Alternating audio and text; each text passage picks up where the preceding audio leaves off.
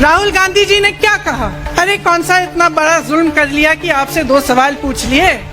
कायर है इस देश का प्रधानमंत्री, लगा दो केस मुझ पर, जेल ले जाओ मुझे भी, लेकिन सच्चाई ये है कि इस देश का प्रधानमंत्री कायर है, अपनी सत्ता के पीछे छुपा हुआ है। जवाब नहीं दे पाए ना, और आपने कह दिया अगले दिन संसद से बाहर कर देंगे इनको। मेरे पिता का शव इस तिरंगे झंडे में लपेटा गया था। उस शहीद पिता का अपमान भरी संसद में किया जाता है।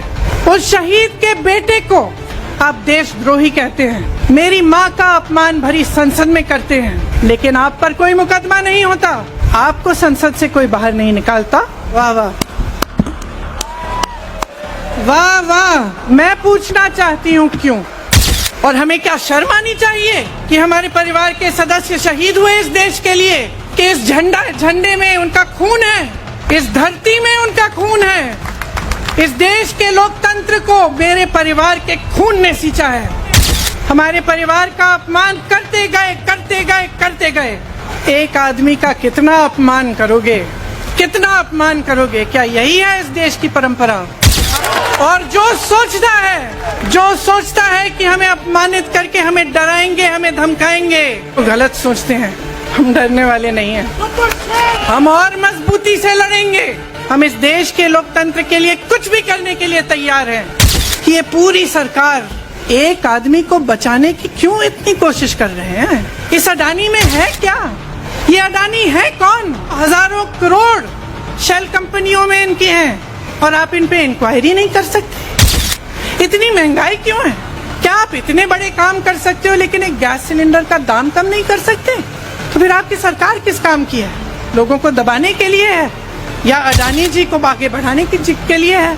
सुनिए, वो चित्र मेरे दिमाग में अभी भी है, मेरे मन में है। मेरे पिता का शव इस तिरंगे झंडे में लपेटा गया था, और उसके पीछे चलते चलते मेरा भाई यहाँ आया। उस शहीद पिता का अपमान भरी संसद में किया जाता है। उस शहीद के बेटे को आप देशद्रोही कहते हैं, आप मीर जाफर कहते हैं, उसकी आप माँ का अपमान करते हैं। आपके मंत्री मेरी माँ का अपमान भरी संसद में करते हैं। आपके एक मुख्यमंत्री कहते हैं कि राहुल गांधी को पता भी नहीं है कि उनका पिता कौन है। आपके प्रधानमंत्री भरी संसद में खड़े होकर कहते हैं कि ये परिवार नेहरू नाम को इस्तेमाल क्यों नहीं करता।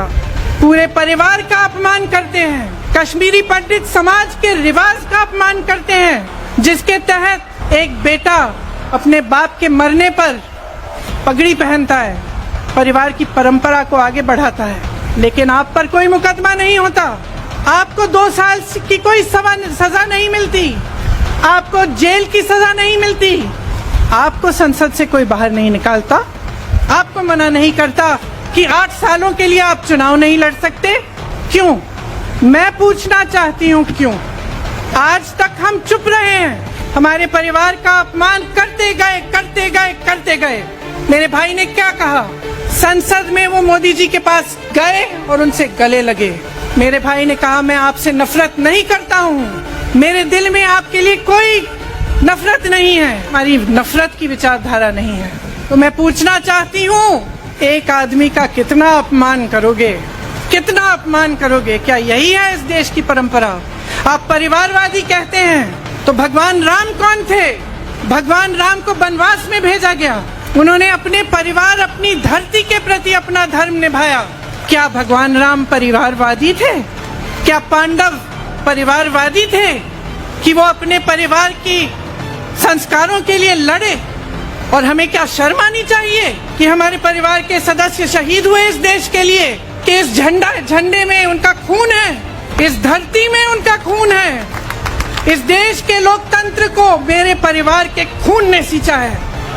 और जो सोचता है कि हमें अपमानित करके हमें डराएंगे, हमें धमकाएंगे, जो सोचता है कि तमाम एजेंसियों को लगाकर हम पे छापे मारकर हमसे कुछ भी कर ले, हमको हमें डराएंगे, वो गलत सोचते हैं। हम डरने वाले नहीं हैं, हम और मजबूती से लड़ेंगे। हम इस देश के लोकतंत्र के लिए कुछ भी करने के लिए तैयार हैं। कांग्रेस पार्टी लड़ी इस देश की आजादी के लिए, और आज भी इस देश की आजादी के लिए ही लड़ रही है। मुझे समझ में नहीं आता कि पब्लिक क्या सोच रही है। क्या देख नहीं रही है क्या हो रहा है? क्या आपको दिख नहीं रहा है कि आपकी सारी संपत्ति लूटी जा रही है, एक आदमी को दी जा रही है, गिने चुने उद्योगपतियों को सब कुछ दिया जा रहा है। किसकी संपत्ति है? ये राहुल गांधी की संपत्ति है, ये आपकी संपत्ति है। ये पीएसयू किसके हैं? किसके लिए बनाए गए? आपके लिए बनाए गए, जो ऐसे एक के बाद एक इनको बेचे जा रहे हैं, दिए जा रहे हैं। रोजगार नहीं देते, छीनते हैं आपका रोजगार। राहुल गांधी जी ने क्या कहा? अरे कौन सा इतना बड़ा जुल्म कर लिया कि आपसे 2 सवाल पूछ लिए, जवाब नहीं दे पाए ना, घबरा गए।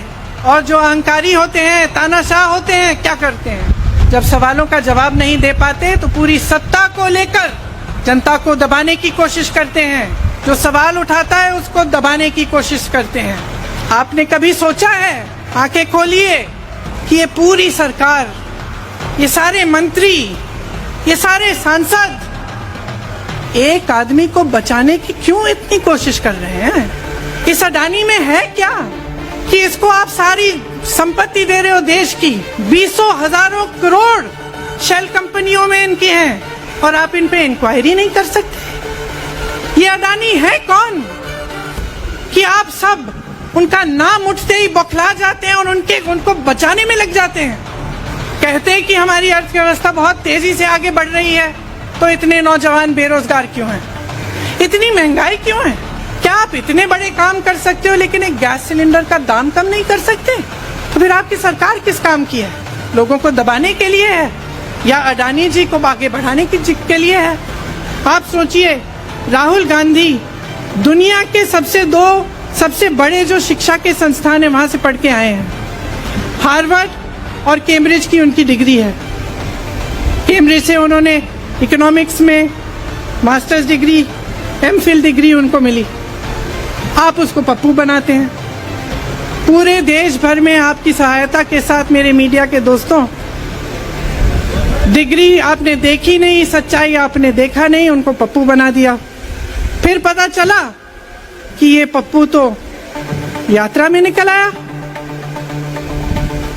और पता चला कि ये तो पप्पू है ही नहीं। और आपने कह दिया अगले दिन कि 8 सालों के लिए ये चुनाव नहीं लड़ सकते, संसद से बाहर कर देंगे इनको। वाह वाह वाह वाह वाह वाह, बहुत धैर्य है आप में। अरे कायर हैं, कायर है इस देश का प्रधानमंत्री। लगा दो केस मुझ पर, लगा दो केस मुझ पर, जेल ले जाओ मुझे भी, लेकिन सच्चाई ये है कि इस देश का प्रधानमंत्री कायर है, अपनी सत्ता के पीछे छुपा हुआ है, अहंकारी है। और इस देश की बहुत पुरानी परंपरा है, इस देश की बहुत पुरानी परंपरा है, हिंदू धर्म की पुरानी परंपरा है कि अहंकारी राजा को जनता जवाब देती है।